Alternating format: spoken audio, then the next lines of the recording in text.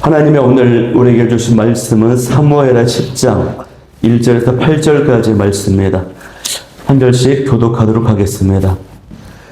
그 후에 암몬 자손의 왕이 죽고 그의 아들 하논이 대신하여 왕이 되니 다윗이 이르되 내가 나하스의 아들 하논에게 은총을 베풀되 그의 아버지가 내게 은총을 베푼 것 같이 하리라 하고 다윗이 그의 신하들을 보내 그의 아버지를 조상하라 하니라.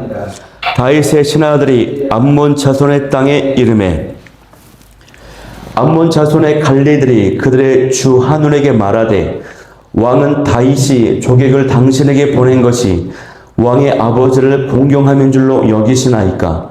다윗이 그의 신하들을 당신에게 보내 이 성을 욕보고 탐지하여 함락시키고자 함이 아니니까 하니 이에 하논이 다윗의 신하들을 잡아 그들의 수염 절반을 깎고 그들의 의복의 중동 볼기까지 자르고 돌려보내매 사람들이 이 일을 다윗에게 알리니라.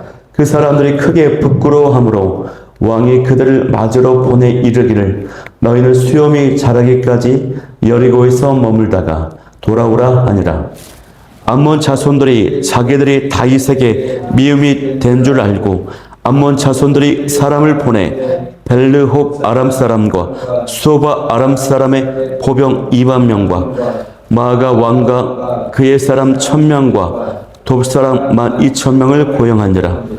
다윗이 듣고 요압과 용사의 온 무리를 보내매 암몬 자손은 나와서 성문 어귀에 진을 쳤고 소바와 룩 아람 사람과 돕과 마아가 사람들은 따로 들에 있더라. 아멘. 은총을 거절한 암몬이라는 제목으로 오늘 말씀을 나누도록 하겠습니다. 오늘 본문은 사무엘하 10장의 말씀입니다. 10장에서 다윗이 암몬과 아람과의 전쟁에서 승리하는 내용이 나오는데 그 직전의 사항이 오늘 본문입니다. 이 전쟁이 벌어지게 된 그 사건, 그 배경을 보면은 조금 흥미롭습니다. 1절을 보면은 암몬 자손의 왕이었던 나하스가 죽었습니다. 그리고 그의 아들 하논이 왕이 되었어요. 그런데 2절을 보면은 다윗이 하논에게 은총을 베풀겠다고 합니다. 그 이유가 있는데 그의 아버지가 살아 생전에 다윗 자신에게 은총을 베풀었다는 것입니다. 그런데 신하들을 보내서 그의 아버지 장례식에 조문이라도 하겠다는 것이죠. 예전에 암몬의 왕인 이 나하스가 다윗에게 어떤 은혜를 베풀었는지는 그 내용을 정확히 알 수는 없습니다. 그러나 추측을 해보면은 다윗이 사울 왕에게 쫓겨 다닐 때 그를 불쌍히 여겨서 어떤 도움을 주었던 것으로 보여요. 아니면은 길르앗 야베스에서 암몬이 사울에게 크게 패배한 적이 있는데 이후로 이 사울과 관계가 좋지 않는 이 다윗과 우호적인 어떤 관계를 갖게 되었던 것으로 보입니다. 어쨌든 이 본문에서 중요한 것은요, 다윗이 받은 은혜를 기억하고 그 은혜를 갚을 줄 아는 사람이었다라고 하는 것입니다. 그 은혜를 갚으려고 했다는 것입니다. 다윗은요, 특징이 계속 나오고 있는데 하나님의 베푸신 은혜에 감사해서 성전을 건축해 드리고 싶어 했던 인물이었고요. 또 자신의 소중한 친구인 요나단이 살아 생전에 자기에게 베풀어줬던 그 은혜, 그 언약을 기억하면서 그의 아들 무비보셋을 또 정성을 다해서 돌보고 책임을 집니다. 그리고 이 암몬이 이스라엘과는 적대적인 관계에 있지만 자신이 어려운 시절에 도움을 받았기 때문에 또 그것을 잊지 않고 보답을 하려고 하고 있어요. 이것이 다윗이 가지고 있는 모습이라고 하는 것입니다. 고대 근동에서는 왕이 죽으면 그 혼란한 틈을 타서 주변 국가들이 침략하는 일이 흔했습니다. 그런데 다윗은 그렇게 하지 않습니다. 어떻게 보면은 다윗의 입장에서 볼 때요, 이 암몬 왕에게 그 받았던 은혜를 베풀지 않아도 됩니다. 감사를 표현하지 않아도 돼요. 그에 대한 이유와 명분은 충분합니다. 이 암몬은 이스라엘의 대적이었거든요. 그동안 계속 괴롭혀 왔기 때문에 이제 왕이 된 입장에서 은혜를 베풀지 않아도 됩니다. 그리고 자신에게 은혜를 준 사람은, 도움을 준 사람은 아버지였습니다. 아들이 아니었어요. 시간이 지났습니다. 상황이 많이 달라졌습니다. 그렇기 때문에 감사를 표하지 않아도 되는데 다윗이 이 은혜를 기억하고 보답을 할 줄 아는 사람이었어요. 성경에 은혜를 보답하는 것의 중요성에 대해서 많이 기록되어 있습니다. 누가복음 17장에도 보면은 예수님께서 10명의 나병 환자를 고쳐주셨는데 그 중에 한 사람만이 돌아와서 예수님께 감사를 드려요. 그때 예수님이 그러죠. 나머지 9명은 어디 있느냐? 그들은 왜 하나님께 영광 돌리지 않느냐라고 예수님이 말씀하십니다. 다윗처럼 하나님의 사람은 받은 은혜를 꼭 기억하고 보답할 줄 알아야 되는데 저와 여러분이 그렇게 은혜를 기억하고 감사를 표현할 줄 아는 자가 되기를 바랍니다. 그렇게 해서 다윗의 신하들이요 암몬 자손의 땅에 도착을 했습니다. 그런데 이 3절 말씀을 보면은 암몬 자손의 관리들이 그들의 왕인 한운에게 악의적인 말을 합니다. 뭐라고 합니까? 다윗이 이 조문객을 보낸 이유는 아버지를 공경해서가 아니라는 것이죠. 이 암몬 땅을 정탐하고 정복하기 위함이라는 말을 합니다. 여기서부터 이 암몬이라고 하는 나라의 비극이 시작이 됩니다. 그 비극의 시작은요, 신하들의 그 잘못된 말, 이 조언에 있었습니다. 이 말 몇 마디에 있었어요. 이 때문에 암몬은 전장에서 패배하게 되고 수많은 군사들이 이제 죽어나가기 시작합니다. 내일 이제 본문에 등장해요. 이후에 이제 이스라엘이 속국이 되고 말아요. 이처럼 잘못된 조언이 사람을 망하게 하고 이 공동체에 큰 어려움을, 공동체를 망하게도 한다는 것입니다. 이 신하들의 문제는요, 사실관계를 명확하게 살펴보지 않고 추측성 발언, 자신의 어떤 경험으로 추정해서 말을 했다는 것이에요. 정확히 확인을 해야 되는데 그렇지 않았어요. 우리가 사람들과 관계도 보면요, 이런 잘못된 말과 오해 때문에 얼마나 많은 사람들이 갈등을 하고 다툼을 하고 또 어떤 많은 사람들이 피해를 보고 어려움을 겪게 되는지 몰라요. 근거 없이 잘못된 말을 하는 것도 문제지만 그 말을 분별 없이 그냥 수용하는 것도 문제입니다.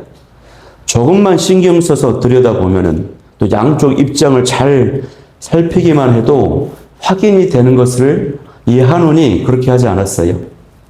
한운이 지혜를 가지고 조금만 이성적으로 대처했다면 이 피비린내 나는 전쟁을 막고 오히려 이 다윗이라고 하는 강력한 동맹을 얻었을 것인데 그러지 못한 것입니다. 저들이 정말 성을 정탐으로 왔는지 스파이인지를 그 여부는요, 몇 사람을 좀 붙여서 그들의 모습을 주의 깊게 들여다보기만 해도 파악이 되는 것입니다. 아니면 이 조문단을 직접 만나서 한 번이라도 소통을 하고 대화를 해보면은 느낌이 있거든요. 와요.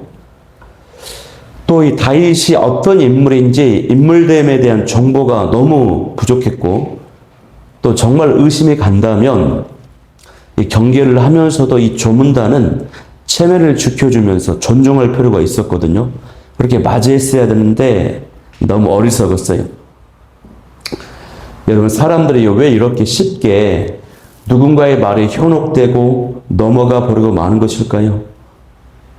사람들이 다른 사람들에게 어떤 호의, 선의를 무시하거나 오해하는 데에는 여러 가지 원인이 있습니다. 그런데 다 그 결론을 보면요, 사람이 죄성 때문에 그렇다는 것입니다. 자신의 상처 때문에 자신의 어떤 부정적인 경험을 겪은 사람이 이런 반응이 많이 나와요. 또 자존심 때문에, 열등감 때문에 그렇고요.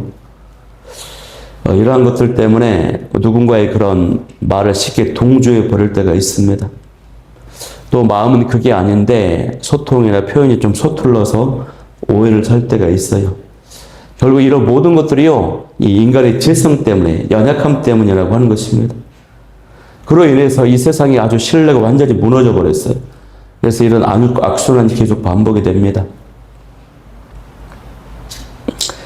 사람이 관계 가운데 어떤 한번 의심이 딱 장착이 되면요, 그 이후로는 모든 말과 모든 행동이 그렇게 부정적으로 여겨집니다. 인사를 하고 친절하게 반응하는 것도 저 사람이 어떤 행동이 있는 건 아닌가? 왜 저렇게 나에게 아부를 떨지? 이렇게 계산적으로 간다는 것입니다. 이런 안타까운 모습이 우리 교회 안에도 너무나도 많아요. 너무 안타깝습니다. 그리고 저와 여러분도 그런 실수를 할 수 있다는 것입니다. 그렇기 때문에요, 정말 조심해야 되는데, 우리가 어떤 말을 들었거나 또 어떤 이야기를 하게 될 때에 그 들은 말이나 하는 말이 그 결과가 누군가를 정죄하는 결과로 또 누군가를 부정적인 인물로 여기게 만들어서 다툼과 갈등을 발생시키는 그러한 말이라든가 그런 어떤 소통이 된다면 이 부분을 정말 신중해야 될 줄 믿습니다. 저와 여러분은 내 안에 상처나 열등과 그런 죄성으로 인해서 다른 사람의 선의를 무시하거나 어떤 의심하지 않기를 소망합니다. 그래서 이 아침에 기도할 때 주님, 쉽게 추측하거나 쉽게 정죄하는 말을 받아들이지 않는 믿음과 분별력을 허락하여 달라고 기도하는 이 아침이 되기를 원합니다. 자, 그러면 다윗의 신하들에게 이 한운이 취한 조치가 무엇이었습니까? 그것은요, 이 모멸감과 수치, 부끄러움을 주는 것이었어요. 그 내용이 4절입니다. 한운이 다윗의 신하들을 잡아서 그들의 수염 절반을 깎아버렸습니다. 그들의 의복에 중동 볼기까지 자르고 돌려보냈습니다. 당시 수염을 자른다라고 하는 것은, 기르는 것은 사회적인 어떤 지위, 자윤의 어떤 신분을 상징해 주는 것인데, 그 수염을 깎았다라고 하는 것은요, 어떻습니까? 노예 사람으로, 노예처럼 취급을 했다는 것입니다. 또 그들의 옷을 중동 볼기까지 잘랐다는 것도 하체 속살을 드러나게 해서 최고의 어떤 부끄러움, 모멸감을 느끼게 했다는 것입니다. 그래서 이 5절을 보면요, 이 소식을 듣고 사람들이 크게 부끄러워했다라고 이제 나와요. 사람들이 이 일을 다윗에게 알리니라. 그 사람들이 크게 부끄러워했다. 이 신하들은 다윗이 자신을 대신해서 보낸 일종의 외교 사절단이기 때문에 이 행위는 이 신하들에게 한 게 아니라 다윗 자신에게 이렇게 행한 것과 같아요. 다윗에게 큰 모욕과 수치를 안겨준 것과도 같은 것입니다. 그래서 굉장히 큰 죄라고 할 수 있죠. 마찬가지로 하나님의 아들이신 예수님을 유대인들이 거절한 것은 하나님을 거절한 것입니다. 오늘날도 마찬가지로 하나님의 복음을, 예수님의 복음을 전하고 그 말씀의 은혜를 거절한다고 하는 것은 당사자들, 전달자들을 거절하는 것이 아니라 하나님을 거절하고 예수님을 거절하는 행동이 됩니다. 그러니 그들의 죄가 얼마나 큽니까? 그런데 이런 실수를요, 우리도 할 수 있다는 것입니다. 하나님의 주신 은혜와 응답과 말씀의 인도함을 우리가 가볍게 여기고 무시할 수 있다는 것입니다. 저와 여러분은 그 은혜를 귀하게 여길 수 있는 사람이 되기를 바랍니다. 이 일을 듣고 나서요, 다윗의 분노는 이루 말할 수 없었을 것입니다. 그런데 다윗이 이 신하들이 받은 그 부끄러움을 최대한 덮어줍니다. 우리 5절 말씀을 한번 합독해 볼게요. 시작. 사람들이 이 일을 다윗에게 알리니라. 그 사람들이 크게 부끄러워함으로 왕이 그들을 맞으러 보내 이르기를 너희는 수염이 자라기까지 여리고에서 머물다가 돌아오라 하니라. 아멘. 여리고는 예루살렘으로 들어오기 전에 가장 가까운 관문 도시입니다. 다윗은요, 이 신하들을요, 공개적인 석상에 세우지 않았습니다. 또 빨리 와서 나에게 보고하라고 채근하지도 않았어요. 일 중심적으로 가지 않았다는 것입니다. 이 신하들이 많은 사람들에게 부끄러움을 당하지 않도록 다윗은 보호해 주었던 것입니다. 이것이요, 일보다는 사람을 먼저, 영혼을 먼저 생각하는 지도자의 모습인 것입니다. 어떤 분들은 권위를 가지고 있다고 해서 공개적으로 어떤 특정 인물을 망신 주는 경우가 있습니다. 부끄럽게 만드는 경우가 있어요. 그런 경우는 1대1로 코칭을 하고 가이드를 줘야 되는 경우인데 모두가 보는 앞에서 막 책망하는 경우가 있습니다. 사람을 그렇게 초라하게 만들죠. 그렇게 하면요, 이 사람은 약자의 위치에 있기 때문에 겉으로는 웃으면서 잘못했습니다라고 조아리지만, 그렇지만 마음속에는 깊은 상처를 남게 됩니다. 쉽게 회복되지 않아요. 그래서 이런 모습들은 정말 잘못된 것입니다. 다윗은요, 이 신하들이 겪은 상처, 그 부끄러움, 이 아픔을 먼저 덮어주고 기다릴 줄 아는 지도자였습니다. 이처럼 하나님은요, 저와 여러분의 그 부끄러움과 상처, 이 아픔을 먼저 덮어주시고, 그럼 모든 것이 회복될 때까지 기다려주시는 분이세요. 결국 이로 인해서 이제 암몬과 이제 이스라엘의 큰 전쟁을 앞두게 됩니다. 6절을 보면은 암몬 자손들이 다윗에게 미움을 산 줄 알고는 주변에 또 아람 군대에게 엄청난 돈을 주고 용병을 삽니다. 이 암몬은요, 실수를 인정하고 용서를 구했어야 되는데 그렇게 하지 않고 그 큰 어려운 다툼, 싸우는 길로 가요. 다윗도 군사를 모읍니다. 그래서 들판에서 큰 군대가 이제 대치를 하게 됩니다. 8절 말씀에. 전쟁 결과가 내일 본문에 나오지만 암몬이 패배합니다. 아람의 군대도 큰 대가를 치릅니다. 사람들은 자존심 때문에 자기 실수를 쉽게 인정하지 않아요. 그러나 조금 어려움이 있더라도 실수를 인정해 버리면 이 자존심을 내려놓게 되면은 그것이 가장 빠른 문제 해결책이 될 수 있어요. 그 고비만 넘기면 더 이상의 큰 대가 지불을 치르지 않아도 돼요. 이제 겸손함을 회복하는 것이 모든 문제 해결의 지름길인 것입니다. 저와 여러분도요, 하나님 앞에 또 사람 앞에서 내 자존심 때문에 계속 엇나가고 일을 키우는 경우가 있습니다. 그렇게 하지는 않는지 돌아볼 수 있기를 바라요.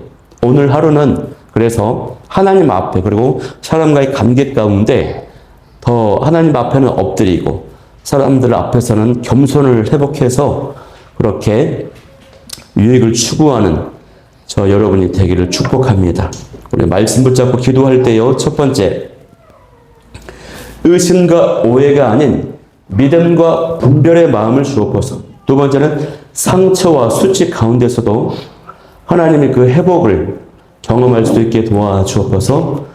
세 번째는 잘못과 실수를 깨달았을 때 자존심을 버리고 즉시 돌이키는 그 겸손을 허락하여 달라고 말씀을 기억하면서 기도하기를 원합니다.